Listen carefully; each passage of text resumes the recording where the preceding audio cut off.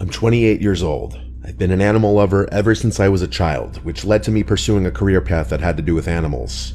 I'm a veterinary assistant, but for a while I also had a little side gig in which I'd offer to house sit animals for people going away on vacation and such. This ranged from cats to dogs to birds. I had actually house sat entire weekends a few times for people who presumably didn't have any family available to watch them. Being a young female who also already works at a veterinary hospital, most people weren't intimidated by the idea of me staying in their house while they're gone. I wasn't just some random person off the street. My credentials were all over the internet. I got a response to my ad one day from a man named Jeremy seeking my services. He had a 20-something-year-old macaw and a cat that he needed to have watched for a weekend while he went away. He brought up a price right away and offered me $300 for the entire weekend. I accepted that offer because that was a fair deal. I have experience dealing with birds of all types, including macaws, but this would be my first time I'd ever watched one for an entire weekend. I met Jeremy at his house. It was a basic, normal corner house for the neighborhood. He was a short man in his late 50s if I had to guess. He had graying hair and a graying mustache. He seemed very friendly. In my experience, most animal lovers are. After meeting Jeremy, I met his bird Ringo and his cat Casper. Ringo was huge. I've handled macaws in the past, which I assumed was part of the reason Jeremy hired me. He told me about Ringo's personality and quirks and how to get him to quiet down if he makes noises. Ringo kept saying "Daddy's home" as Jeremy would handle him. He laughed and said that's what he says when he sees him. Ringo said a few other phrases along with that, all of them 2- or 3-word phrases. After showing me how to clean the cage and everything like that, he showed me the rest of the house and told me how often to feed Casper. He asked that I don't go into any other bedrooms upstairs besides the guest bedroom where I'd be sleeping, which was understandable. There was a bathroom upstairs right next to the bedroom, and he told me I could help myself to his food. However, I'm a vegan, so I brought my own food for the weekend. After all of this and him getting to know me a bit, he gave me the key to the house and left. I watched through the window as he drove off, and I was left alone with Ringo and Casper. It was already late in the day at this point, like 8 p.m. It was dark out, so there wasn't much left to do that night. Casper was already fed, and Jeremy already left enough food in Ringo's cage for the night. The cage was in the living room in the center of the house, right next to the TV, so I turned on the TV and plopped down on the couch. Casper was hiding somewhere in the house out of sight. Ringo was just sitting in the cage watching me. After a couple of hours of watching TV and eating my little dinner, I went to bed. No reason to stay up super late.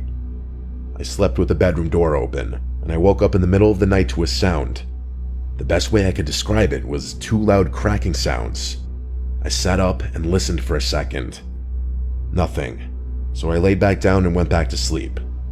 There was a giant bird in a cage downstairs. Hearing sounds was not unexpected. The next day was pretty easy. I cleaned up Casper's litter box, fed him, and fed Ringo.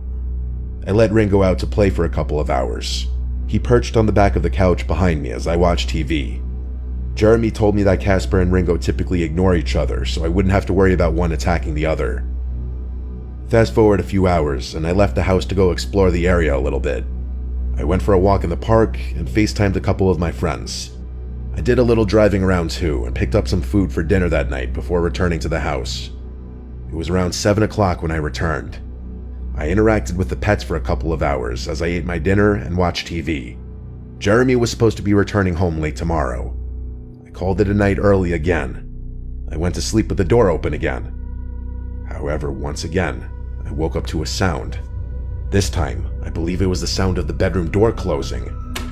I looked up and saw that the bedroom door was now closed. While the windows were open, there was little to no wind to create a draft. This was weird.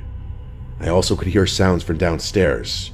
It sounded like Ringo moving about in his cage, talking. I got out of my bed to check on him and make sure he's okay. As I was walking down the stairs, I heard him talking more clearly. I got to the cage and saw he was wide awake and walking around. I remember what Jeremy told me to do to get him to quiet down, hand him a particular treat. I dug into the bag to grab one, but then he said the phrase, "Daddy's home." I found that odd and slightly unsettling. I put a treat in front of Ringo's face and he grabbed it. This ultimately did end up getting him to stop making noise, but it still felt weird that he'd wake up in the middle of the night. I went back to the bedroom and left the door open. I fell back asleep, and I shit you not, I woke up once again, maybe a little more than an hour later. This time I didn't hear what woke me up, but I looked up in the room in a daze, and in the near pitch black darkness of the room, I saw a black mass in the center of the room moving away from the bed and out the door. I sat up and almost screamed until I fully came to. I now had to wonder if what I just saw was a hallucination or not. I grabbed my phone to turn on the flashlight, but on the screen, I saw I had gotten a text from Jeremy around an hour ago. It was him telling me that if Ringo makes noises in the middle of the night, it's normal and to ignore it. I stared at my screen, rereading the text at least 10 times. That text was sent conveniently around the same time I got up to give Ringo a treat. I felt ill all of a sudden. That black mass in the room I just saw. What if that were real? What if it wasn't a hallucination? I got out of bed and turned on the lamp. I started packing my bag as quickly as possible. I didn't bring many clothes, so I was packed very quickly. I quietly went to the bathroom next to grab all my toiletries quick. And then I tiptoed back out of the bathroom, and I was in the near pitch black upstairs hallway with all the bedroom doors. I looked down the hallway, and I could swear I heard the faintest sound coming from one of the bedrooms. I don't know why, but this overwhelming curiosity almost hypnotized me, and I crept down the hall to what I presumed to have been the master bedroom. I put my ear up close to the door, and I heard a rattling sound. It sounded like a bed rocking. He was in there. That fucking creep. I knocked on the door and said, "Jeremy, are you in there?" The rocking sound stopped, and there was now dead silence. I repeated myself, and this time said, "If you're in the house, I need to know right now before I leave." Still silence. I left the house in a hurry, leaving the key on the table, and I didn't look back.